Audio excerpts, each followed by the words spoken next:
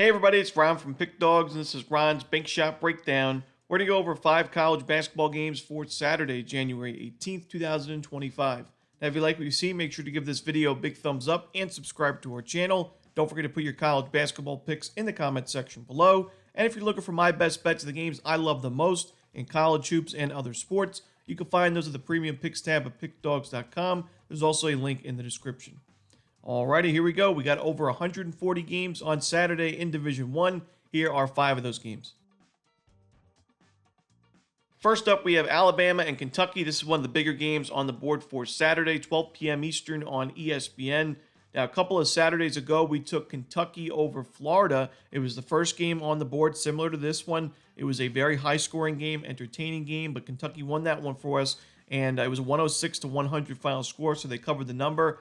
I see a similar result in this one. There's a reason this total is just under 180 right now. Could eclipse 180 by opening tip.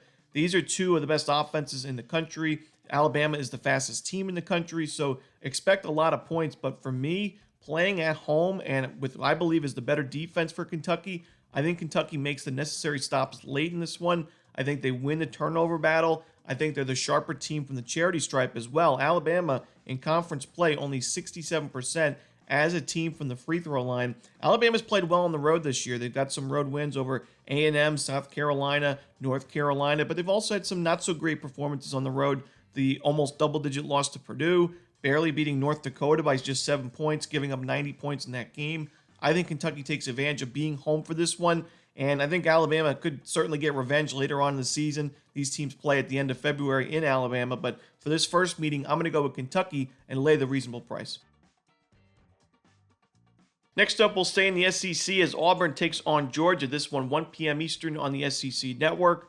Probably not going to be one of the more popular plays, but I like Georgia plus the points in this one. I think they keep this game close. Now, we took Georgia plus the points against Tennessee in their last game, and that was a very competitive game at halftime. 1-point lead for Georgia at the break, but then they fell apart defensively in the second half, and also the turnovers really piled up. That's been an issue for Georgia this year, is turning the ball over right around 20% of their possessions.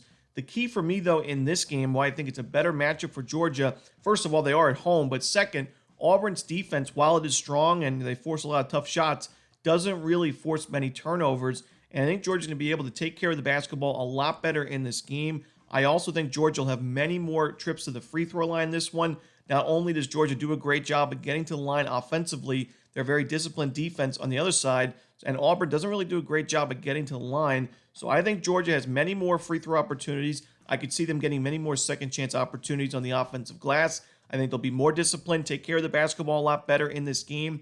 Auburn's on a 9-game win streak, the 4th longest active win streak in Division I right now. But when you look at their games on the road, didn't cover against South Carolina, didn't cover against Texas, lost outright against Duke. I think Georgia's competitive in this one to keep it close, keep it within the number. Give me the points with the Bulldogs.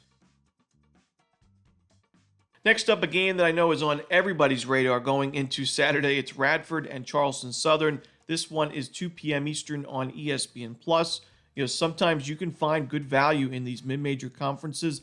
I think this is a situation with Charleston Southern, a team that's played the much tougher schedule this year. And yes, their record on paper is a lot worse than Radford's, but I've been really a lot more impressed with Charleston Southern in Big South play than I have been with Radford. Shot quality-wise, these teams are almost identical. And, on the fundamental side, Charleston Southern has had issues taking care of the basketball. It wouldn't surprise me to see Radford have the advantage in the turnover battle. But Radford's a team that really relies on getting second chance opportunities. Charleston Southern is one of the best defensive rebounding teams, not only in the conference, but really in mid-major college basketball. And the Bucks have been competitive in conference play. They took down Gardner-Webb in the opener and then played Longwood very tough on the road, only a 5-point loss in that one. They played triple overtime game against Winthrop on the road in their most recent game. Even their game against High Point was pretty competitive. They scored just under 80 points in that game against the best team in the conference by far. I think Radford's overrated. I think Charleston Southern is undervalued. I'm going to take the points in the money line with Charleston Southern in this one. Next up, we have Colorado and Oklahoma State. This one is going to be 3 p.m. Eastern on ESPN+. These are obviously two of the weaker teams in the Big 12. Colorado's 0-5 in conference play. Oklahoma State is 1-4. The Buffs are looking to snap that 5-game losing streak, but I don't think they do in this one.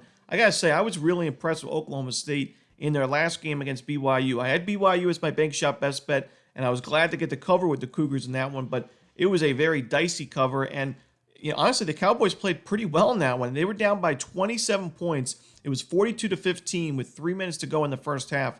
It looked like it was going to be a one-sided absolute blowout for BYU, but all of a sudden, Oklahoma State looked like a completely different team. They were able to get the lead down to 3 points in the second half, and it wasn't late in the second half. It was about midway through the second half, so it didn't take them long to go on this crazy run. They were hitting a ton of shots. Their defense looked like it was one of the best defenses in the conference.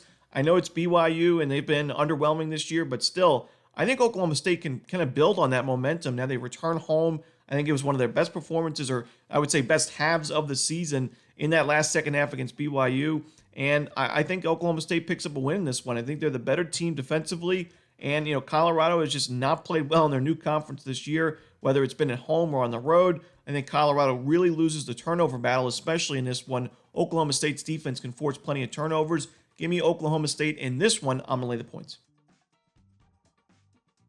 Next up, the final game we're to talk about for Saturday is Duke and Boston College. This one is going to be 8 p.m. Eastern on ESPN. Another situation where I don't think it's going to be the most popular play because Duke is a big-time program, a blue blood that's number 3 in the country on a big win streak, but I think they're laying way too many points in this game. They're coming off a big blowout win, and like I said, that win streak now up to 11 games.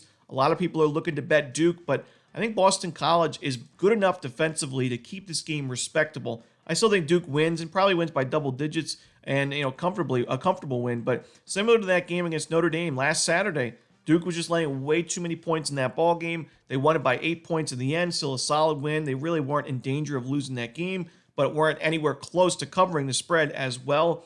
And, Boston College, like I said, shot quality-wise, their defense isn't too bad. They're a good rebounding team on both sides of the ball. That could benefit them in a game like this. They should get to the free throw line quite often and make they're pretty good free throw shooting team at 74%. I'm going to go with Boston College plus the points in this one over Duke. And that's it. Those are the games for Saturday in college basketball. Hope you enjoyed this video. If you did, don't forget to hit that like button and subscribe and put those college basketball picks in the comments section below. Again, if you're looking for my best bets, you can find those at Pickdawgz Premium, and there is a link in the description. As always, this is Romanelli. Good luck.